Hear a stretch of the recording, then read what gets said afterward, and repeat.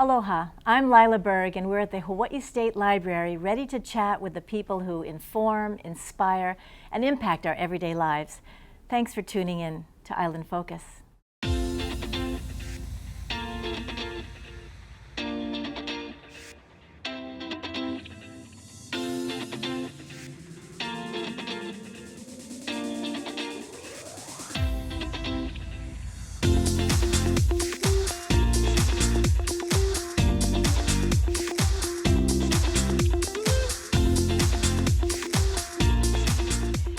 Library means a lot to you. Oh yes, because this is my childhood library. It goes back decades. I grew up at this library, went to its story hours. I was the first young adult student helper here because I was here all the time. We like to think that it's a place, it's a gathering place that people can come and meet others, use their resources, do their research. Part of our mission for people to love reading and learning, and so we hope people come to the library to do that. But we also extend out besides the physical building. We have the virtual spaces, but we love, as librarians, to have people come to us and see us. And at this time, the library is really technologically advanced as well. I mean, oh, very much so. You know, the younger generation is very much into technology, their smartphone, their tablets, their computer, their laptops, you know, and so we have to address them too, besides the others who like the printed page, you know, they want to flip through the pages.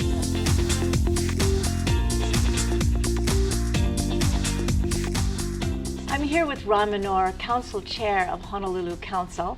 And thank you for joining us today. And thank you, Ron, for joining us. Very glad to be here. You had an amazing career in government, in the State House, the Senate, and now as chair of the Honolulu Council. How do you balance the issues that are facing you now at the county level? Well, you know, you served as a legislator, so you understand the challenges that elected officials face. And the fact is that the city is trying to grapple with and deal with some very serious issues, whether you talk about rail, affordable housing, homelessness, and basically providing important core services. And the fact is that we have to address all of those issues effectively. And we're having to do so with very limited resources. The city government can't do it by itself, so in addressing the issues, the council has tried to work closely and collaboratively with the state and federal governments, as well as our partners in the private sector.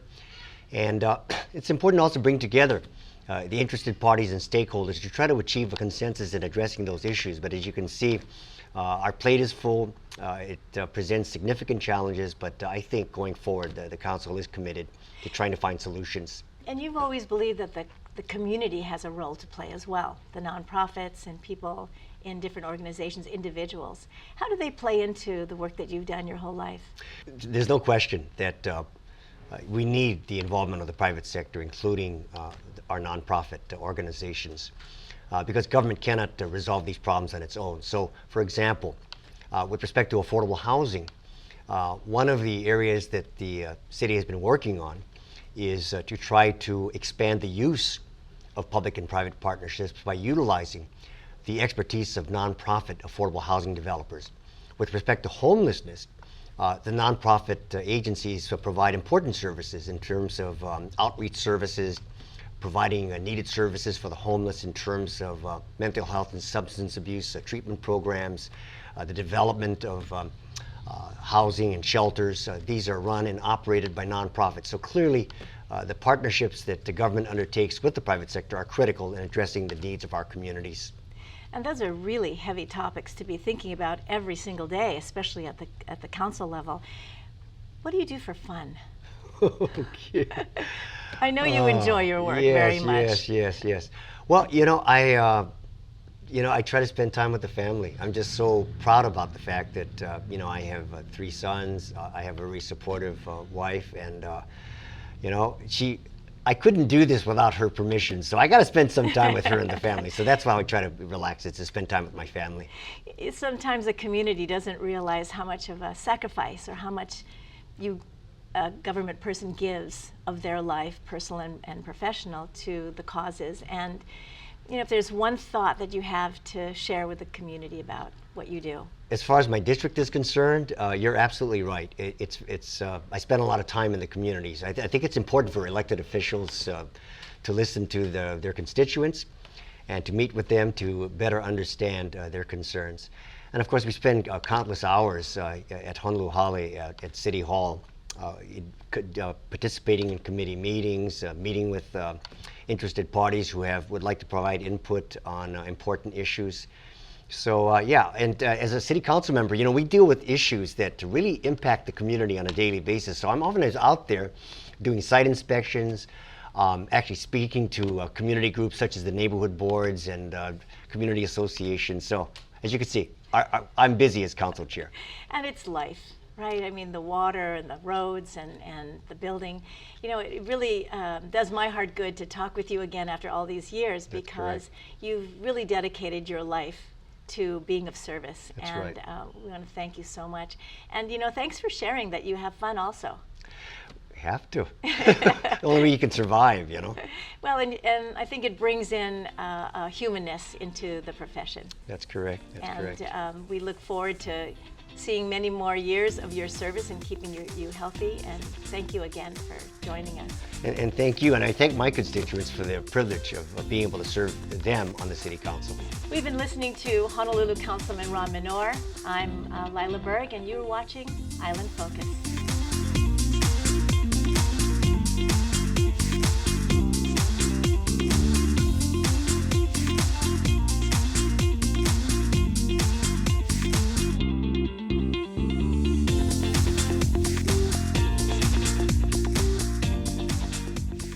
I'm here with Stacey Aldrich, who's the Hawaii State Librarian. Thank you for joining us, and thank you, Stacey, for taking the time to speak with us in your beautiful location here. Oh, thank you so much for being here. We welcome you to this lovely location. Please share with us, at this time where technology is just the world and the focus, libraries. Absolutely. Libraries aren't just about books, they're about connecting people. If you think about a book as a form of technology, it is a technology that helps people transmit ideas. Libraries have always been about connecting people to ideas and our stories.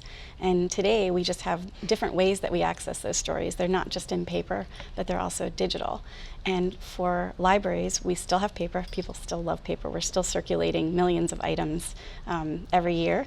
But there's also the digital world, and so we have access to digital kinds of information, including basic access to those resources. Some people don't have internet connectivity at home, so the library is the place that they can connect to all those resources. And you've been a state librarian in California and Pennsylvania and here. I mean, you've chosen this as your career. I love libraries as an educator.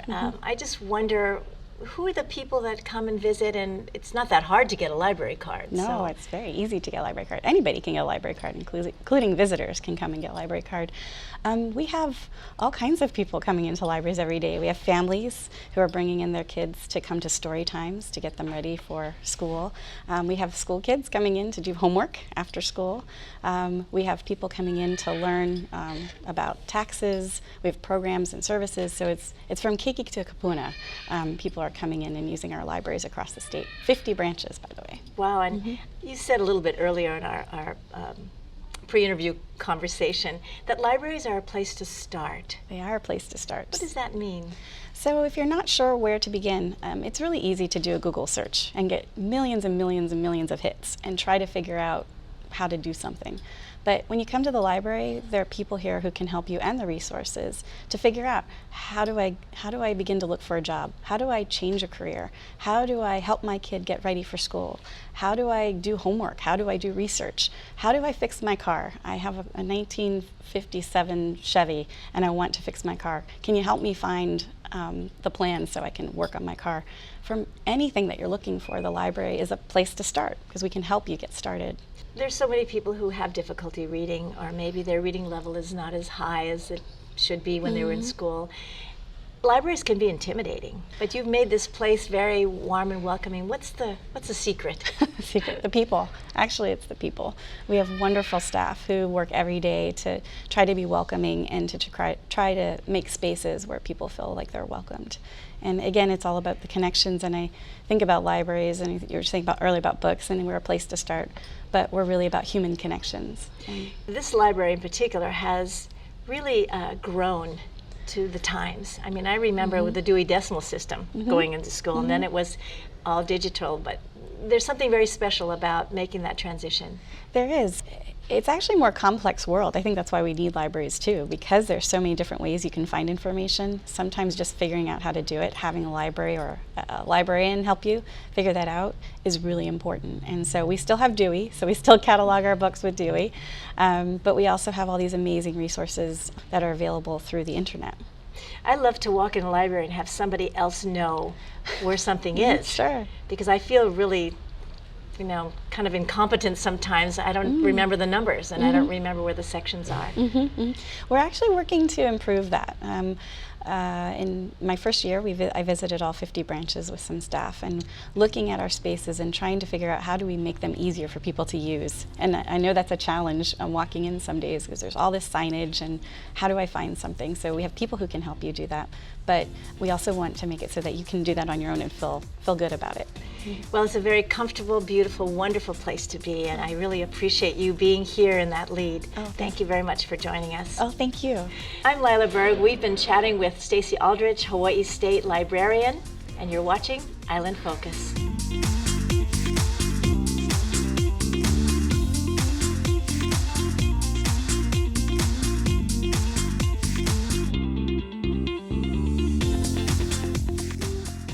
We're in the Edna Allen Room for Children. It's also known as the Children's Section for everyone else. Edna Allen was the first head librarian of this library, which at the time was the Library of Hawaii. And when we're talking at the time, when did it start? Well, this library was actually started in 1911. They finished building what was the initial part of the library in 1913, and that was with money from Andrew Carnegie.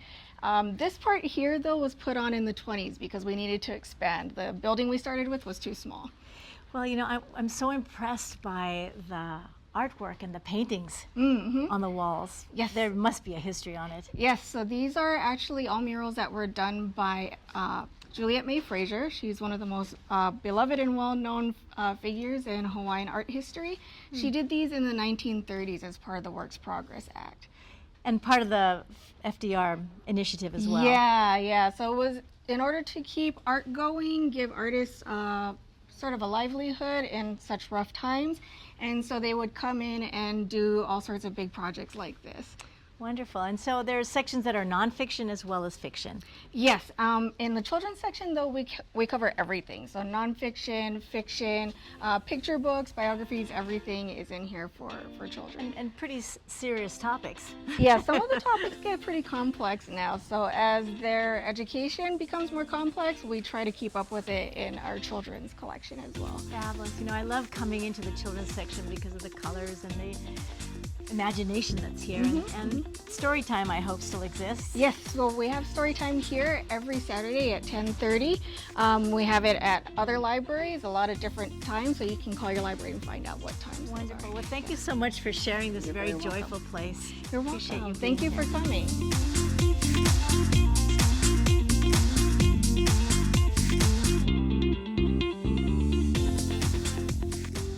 I'm here with Kat Awakuni Colon, Director of the Department of Commerce and Consumer Affairs. And thank you for joining us. Thank you for joining us. That's a big mouthful for a department that does probably equally as much. Yes, we regulate all different kinds of industries, professional vocational licenses like your doctors and dentists, hairdressers, nail technicians, insurance, financial institutions, public utilities, runs a whole gamut.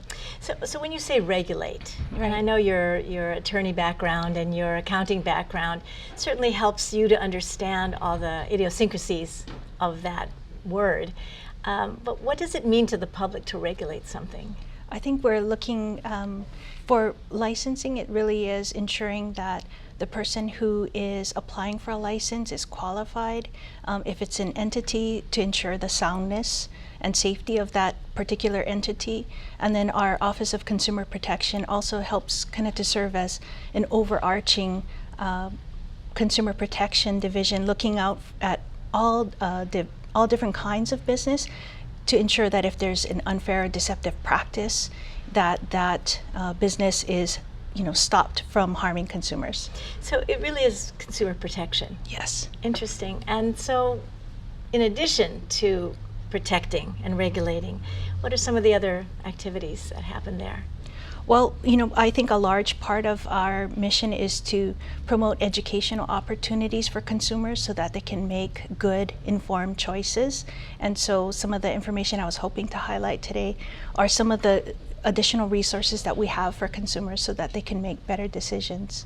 So, and when you say better decisions, you're there as a resource to give them guidance, but it's really about having the community become more independent and maybe more empowered. Yes, and so one of the things that we have on our website is the Consumer Guide to Healthcare Providers.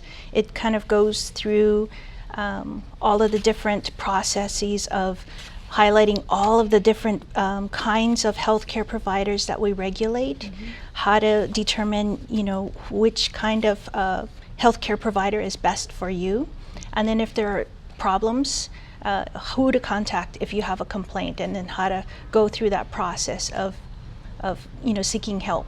And other kinds of information that you have available. So this one is a kind of a tried and true, but every year annually the insurance commissioner also puts out some information, and so at the end of January the insurance commissioner posted a consumer insurance option guide. So there's a comparison sheet of all of the different kinds of insurance for motor vehicle, homeowner, condominium, and renters insurance. So people can look at each of the different companies and compare to see that if they're getting the best deal possible. So with all of those areas and so much information, that's a huge responsibility you have, and you're so joyful about it. It's not only that you enjoy it, but there's something that is fulfilling. Oh, for sure, yes. We hear a lot of really scary stories of folks, who in the securities area, have made investments, that have gone wrong. And so we want to ensure that people are protected. We want to ensure that people have a place to go if they, do have questions, if they are harmed. And so there are so many areas in the state that DCCA can provide assistance. Well, it's very reassuring to know, I think, for the community to know as well that they're not alone. I agree. We really just want to highlight for folks that, we take consumer protection and our mission with respect to consumer protection very seriously. We are there for them, and we want to educate them and provide them with as much information and resources as possible. Well, thank you so much for joining us and in helping us to be more informed and more empowered. Thank you. We've been chatting with Kat Awakuni Colon, who is the Director of the Department of Commerce and Consumer Affairs. Thank you very much for joining us. I'm Lyla Berg for Island Focus.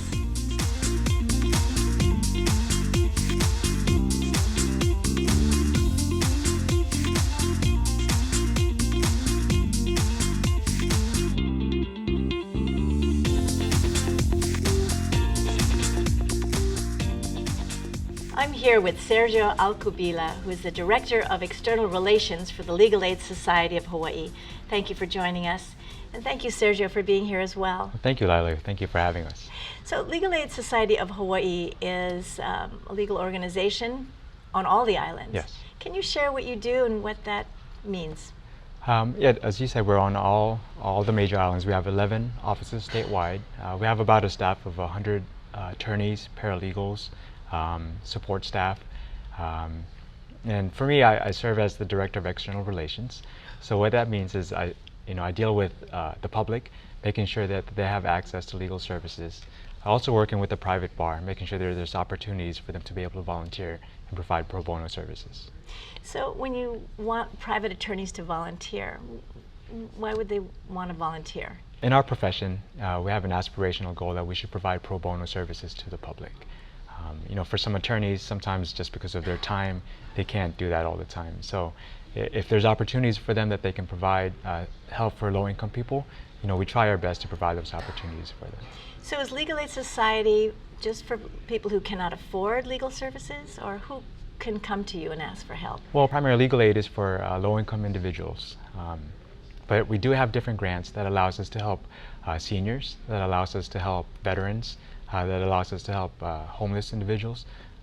without income requirements. We also have other programs, for instance, our fair housing program. There's no income requirements for that. Or our new victims of crime program. We help people that suffered some sort of crime. We can help them with legal needs without income requirements. So there's a lot of different programs that allows us to help people based on what their legal issue is. But primarily it is to help people that can't normally afford an attorney. The laws sometimes make people uncomfortable, that they either follow them or they don't follow them or someone else didn't follow them. How does one know if they even have a legal issue? That's the hard part. A lot of times, sometimes when you're struggling, whether or not you can stay in your house, whether when you're getting evicted, or your child may be being taken away, finding out whether you have a legal issue is kind of the hard part for people, because they just want to get out of that situation. The best thing we tell people is just to call legal aid. We help them find solutions to their legal issues. We help issue spot and see if there's legal solutions to some of the problems that they're facing. I would imagine you get calls as well with people who have a problem and maybe just need to sort it out. How does that work if they would call you? They call our intake hotline directly. We're open Monday through Friday. They can call in the mornings or in the afternoons. And then they can speak to a legal aid attorney on the phone. We can provide legal advice. First, we would determine if they qualify for services, and then through that we can provide legal advice on the phone. What happens if you can't provide services for them for income reasons or because it really isn't an area that you deal with? Yeah, unfortunately, as much as we would like to provide help for every single person that calls, it's just impossible with the number of calls that we get and just the type of help that people need. So we do have different resources that we can refer people to. One, we have online resources. We have easy to use online court forms that people can fill before going to court. We also have legal information videos so people can know their rights and their responsibilities. And we also have court self-help centers. It's been a great partnership that we've had with the Hawaii State Judiciary and the Hawaii State Bar Association to provide court self-help centers in every island. So people can go to their local courthouse and get legal information or legal advice. So you actually help to inform and educate and help people to become independent for their Yes. own decisions. Thank you so much for joining us, Sergio. Thank you very much, Lyla. Appreciate you Thank being you. here. We've been chatting with Sergio Alcubilla, who is the Director for External Relations with the Legal Aid Society of Hawaii. I'm Lyla Berg. Thank you for tuning in to Island Focus.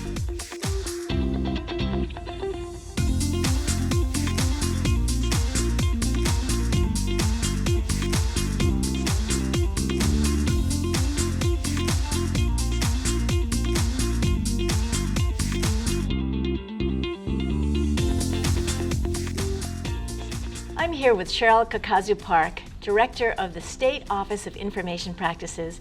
Thank you for joining us, and thank you for joining us as well. Well, thank you for Appreciate your inviting time. me. So please help us understand, what is the Office of Information Practices? Well, we ensure open government while protecting individuals' privacy rights. That's our mission. And we administer two basic laws, which are the Uniform Information Practices Act, or UIPA, and that's like the state's version of the Federal Freedom of Information, or FOIA Act. And so through this state law, you're able to get access to government records. We also administer the state's Sunshine Law, which provides for open access to public meetings. So we make sure that people understand what's going to be decided at meetings, that they have adequate notice of those meetings, and that they can go and testify and see what's going on at those meetings, so that the decisions aren't being made in a vacuum without people knowing what's going on. So your office is it's a bridge for the community to know what's going on in government. Right, and it helps then to provide for government transparency as well as accountability, because then people can be involved in the decisions that government is making. It's quite a challenge to have that responsibility. I mean, not just as a director, but also the open government concept. Well, it is, and I think more and more people are getting involved in government today, you know, and so we help them to get access to the information and to the meetings that they want to learn about. But then we also play an important role in keeping the agencies in compliance with the law, because the agencies will often call us for advice on how do they comply with the state's sunshine law, for example. They want to know if their meeting notices are adequate, provide enough information so that people will know, yes, I want to attend, or no, I can skip that meeting. We also help them comply with the Uniform Information Practices Act by letting them know that certain things maybe they can withhold because they're confidential or proprietary, but other things they have to provide to the people. The people have the right to know, they have the right to see those records, to attend those meetings. And so we operate as a neutral party, you know, helping both sides. And you have a lot of other services Right. included. And what I really emphasized when I first came on in 2011 was doing more training and providing it online so that people can just go to our website and they can find out what their rights are, what the process is. We have a great website, you know, and we have all of our training materials on there. We have all of our opinions on there. We have different things that I would encourage people to go to oip.hawaii.gov and look it up themselves. Your background as a practicing attorney and your international experiences as well certainly have prepared you for this role. I hope so, you know, but I have to give a lot of credit, in fact, most of the credit to my staff. I really love my staff, and we have people who have been there throughout OIP's existence. I have one attorney that was with the office, well, actually, she was with the legislative committee that created the office. So we have tremendous institutional memory going all the way back to 1988. And experience and knowledge, and well, it's very reassuring to know that that your office exists and it's open to the public. Yeah, and people can just call us. We have what we call an Attorney of the Day service. We call it in short AOD, so that they can just talk to whoever's the attorney on call that day and get answers to their questions the same day. Thank you very much. And thank you for joining us today. I really appreciate your time. We've been sharing some information from Cheryl Kakazu Park, who is the director of the State Office of Information Practices. I'm Lyla Berg for Island Focus.